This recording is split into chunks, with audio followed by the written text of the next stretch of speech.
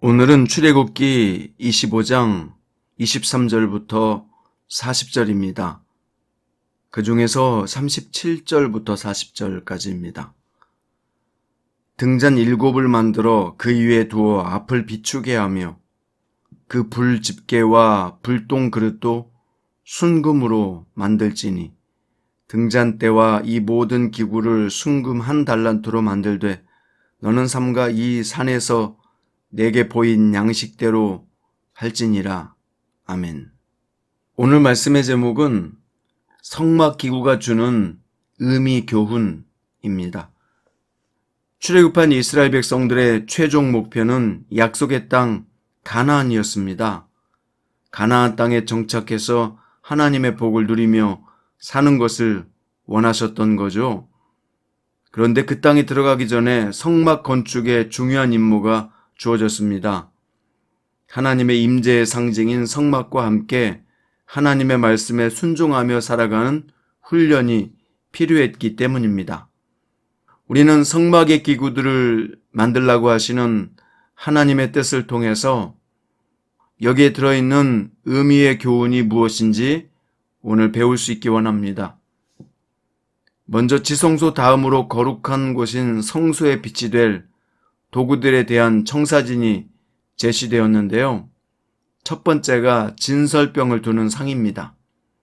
이 상은 조각목, 즉 아카시아 나무로 만들어 순금으로 싸고 주위에 금테를 두르게 하셨습니다. 이 상 위에 6개씩 2줄로 떡을 올려놓기 위함이었습니다. 여기 12개의 떡은 언약 공동체로서 이스라엘 12지파가 피땀 흘려 거둔 결실로 드리는 진설병을 하나님이 기뻐하신다는 의미입니다. 하나님의 백성은 하나님께 나아가 죄 용서를 받을 뿐만 아니라 하나님을 기쁨으로 섬기고 하나님께 헌신해야 함을 가르쳐주고 있습니다. 이어서 이 상은 4개의 다리와 이동할 때 사용되는 4개의 고리가 달려 있었습니다. 이 상의 역할은 하나님께 바치는 진설병을 올려놓고 항상 하나님 앞에 있게 하는 것입니다. 그렇기 때문에 이스라엘은 행군하는 도중에도 채를 고리에 꿰어 어깨에 메고 이 상을 옮겨야 했습니다.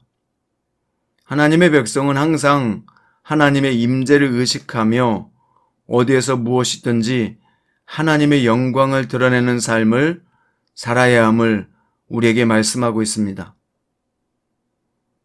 또 이어서 이 상 위에 떡과 함께 4가지 도구, 곧 순금으로 만든 대접, 숟가락, 병, 붓는 잔이 있었습니다. 대접은 구운 떡의 형태를 유지하고 보존하기 위한 것이었고, 숟가락은 레위기 24장 7절에 언급된 유향을 담기 위한 것으로 보입니다. 병과 붓는 잔에는 물이나 포도주가 담겨 있었을 것입니다. 이 기구들은 모두 하나님을 섬기는데 사용된 것들입니다. 이렇게 성소의 다양한 기구들이 각자의 역할을 통해 하나님을 섬기는 직무를 다하는 것처럼 하나님의 백성은 주어진 직분과 사명에 헌신함으로 하나님을 온전히 섬겨야 함을 가르쳐주고 있습니다. 또 성소에 두어야 될 2번째 기구는 순금으로 만든 등잔대입니다. 이 등잔대는 원가지 좌우로 각기 가지가 4개씩 있어 모두 7개의 가지가 있었는데 이는 완전성을 상징합니다. 이 등잔대는 이스라엘에서 가장 먼저 꽃을 피우는 살구나무를 형상화해 만들었습니다. 살구나무는 새롭게 돋아나는 생명을 의미합니다. 살구나무가 꽃을 피우듯 우리는 하나님이 주시는 생명을 받아 살아가야 한다는 것입니다. 하나님은 그리스도 안에서 우리를 낳으신 아버지 되십니다. 그래서 요한 1서 5장 1절에 보면 예수께서 그리스도이심을 믿는 자마다 하나님께로부터 난 자니 또한 낳으신 이를 사랑하는 자마다 그에게서 난 자를 사랑하느니라 라고 말씀합니다. 여러분, 우리는 예수 그리스도를 통해서 하나님으로부터 출생한 하나님의 자녀입니다. 그러므로 우리가 하나님 앞에 얼마나 소중하고 귀한 자들이겠습니까? 등잔대 불은 성소를 비추고 있습니다. 그러기에 등잔대의 불은 꺼져서는 안 됩니다. 이 불은 이스라엘의 생명을 상징합니다.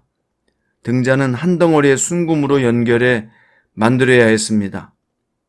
이는 12지파로 이루어진 이스라엘의 생명이 사실상 하나님을 보여주고 있습니다.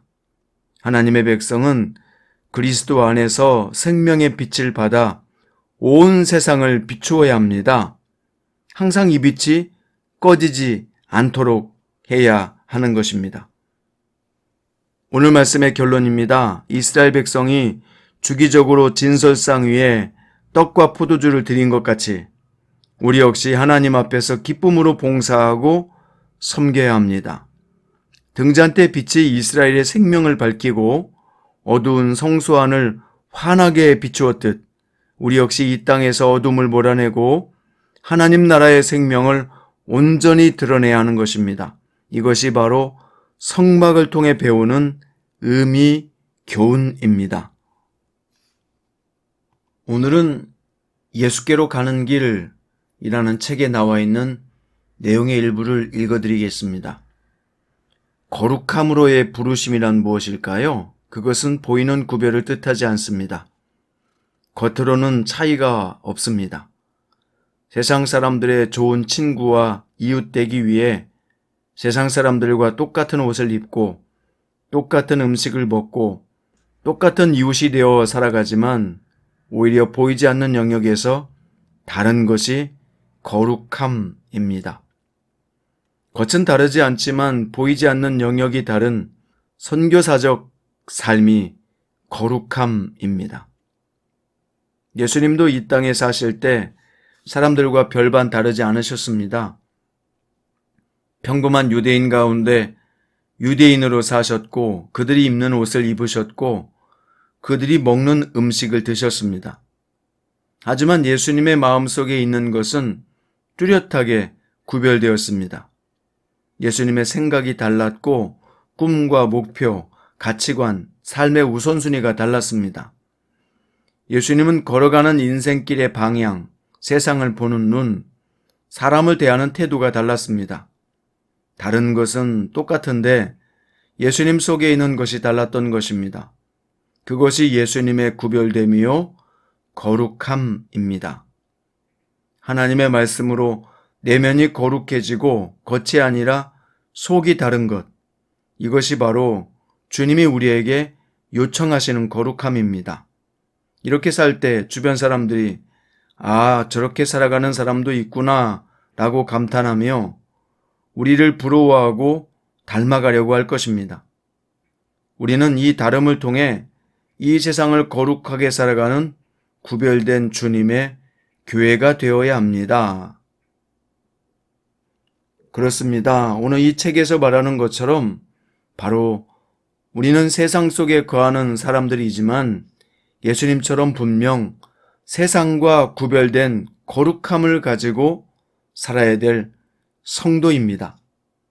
그러므로 오늘 또 세상 속에서 살되 저들과 다른 생각, 다른 마음, 다른 신을 섬기는, 그러므로 우리는 저들과 다른 생각, 다른 마음, 다른 거룩함을 가지고 오늘 또 세상을 살아내야 될 빛의 자녀입니다. 이 점을 잊지 말고 이 정체성을 확고하고 분명하게 하며 하루의 첫 시작을 주님 앞에 드리시기 바랍니다. 오늘 또 주님의 이름으로 승리하십시오. 우리 예수님께서 당신과 함께 동행하십니다. 기도드립니다. 생명의 빵이신 주님이 항상 제 안에 계시니 우리는 그 풍요로움을 잃지 않고 기꺼이 나누게 하소서. 생명의 빛이신 주님이 언제나 저의 삶을 비추시니 그 인도하심을 따라 세상의 빛으로 살게 하소서. 어디 있든지 무슨 일을 하든지 주님의 뜻대로 살아가는 의미 있는 주님의 성도이기를 원합니다. 예수님의 이름으로 간절히 기도드립니다.